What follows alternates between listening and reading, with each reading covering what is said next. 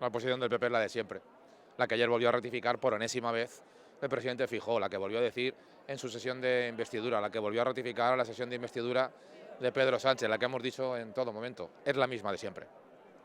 Es un no a la amnistía, es un no a los indultos, es un no al chantaje, y a partir de aquí, pues algunos imagino que están queriendo aprovechar que hay elecciones gallegas a la vuelta de la esquina para torpedearlo todo, ¿no?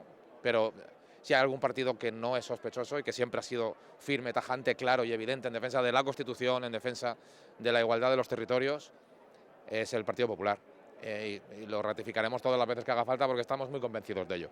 ¿Podría haber indultos con condiciones? Mire, le vuelvo a ratificar, no hay indultos, no hay amnistía, es anticonstitucional.